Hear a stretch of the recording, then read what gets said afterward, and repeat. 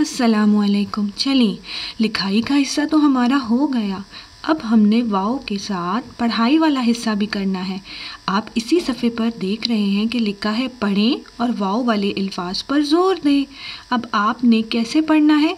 अलिफ वाव ओ, बे वाव बो, पे वाव पो, ते वाव तो, टे वाव टो, से वाव सो, जीम वाव जो, चे वाव चो, हे वाव हो, खे वाव हो। और आप इनकी आवाज़ों के साथ भी पढ़ सकते हैं, वो भी ठीक है।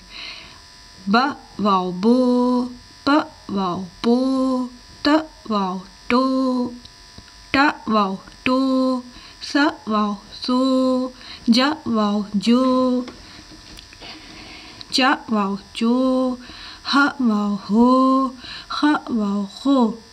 चलिए, आज के लिए इतना ही काफ़ी है। अपनी आवाज़ में इस पढ़ाई वाले हिस्से को रिकॉर्ड करके व्हाट्सएप पर भेजना ना भूलिएगा। चलिए, अल्लाह हाफिज़।